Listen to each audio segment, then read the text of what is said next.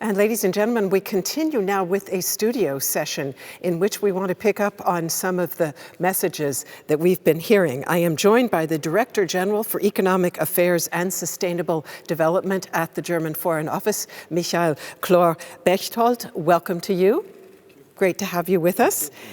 And Director General, over in the Europasaal at BETD 2021, my colleague Jennifer Porto has just been leading a discussion on the international dynamics of green hydrogen. I had the privilege of moderating a discussion on green hydrogen myself yesterday. So let me ask you to get us started by talking a bit about how the German government sees it. What are the implications of green hydrogen for international partnerships and also for trade relations? Thank you, Melinda. With pleasure. With pleasure. Thank you very much, ladies and gentlemen. Thank you very much for the introduction. Among all the topics discussed here at the BETD in Berlin, it came out very clearly: hydrogen strikes out because of its likely impact on foreign relations and geopolitics in general. It was really very impressive by the lively discussions in two high-ranking panels on hydrogen at this BETD. This confirms clearly that there is strong momentum behind the idea to make full use of the great potential of hydrogen in order to reach climate neutrality. If we succeed in scaling up a global market for CO2 neutral hydrogen, this will not only partially replace fossil fuels and reduce CO2 emissions, it will also, and this is my specific message from the Foreign Ministry, it will also have far-leading consequences for the overall foreign policy and global geopolitics. These new markets will have a massive impact on international relations and the global balance of powers, as well as on the worldwide trading patterns.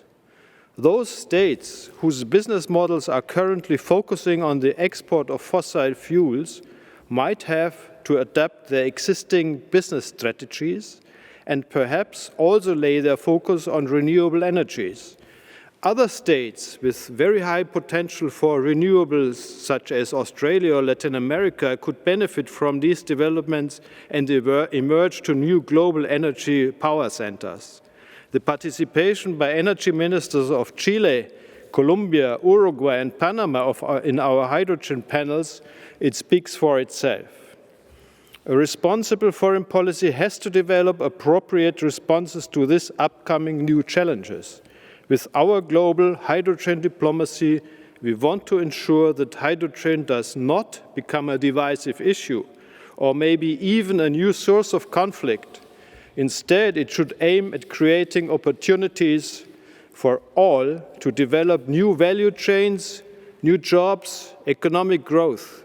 We, Germany, stand ready as a partner to anyone who wants to be part of the path towards climate neutrality. Furthermore, we want to shape a market that is fair, transparent, and inclusive.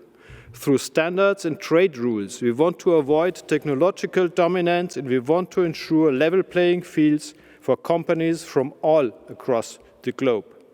Our long-term goal is to only use hydrogen exclusively from renewable sources.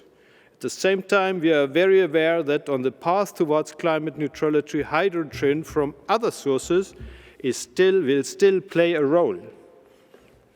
But on our future path, we do not want to concentrate our efforts on new initiatives that would slow down the speed of scaling up green hydrogen. To conclude, this BETD is only the beginning of a long path, a path towards climate neutrality and towards a large global market for CO2 neutral hydrogen.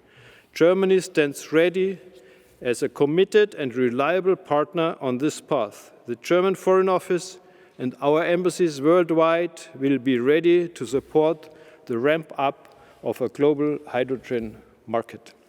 Very interesting. You absolutely pick up on a major theme of the discussion we had here in the Weltsaal yesterday when we talked about green hydrogen, and again, all of the speakers, and they came from Latin America, from Scandinavia, all of them emphasizing that partnerships are going to be so very crucial in this area. And in fact, there was one partnership that was directly mentioned by the former chief scientist of Australia, namely between Australia and Germany. So clearly this gives meaning to something we always say here at the BETD, the transition to green energy, the Energiewende, can only succeed if it's a global endeavor. Thank you so much for being with us, Director General. Thank you.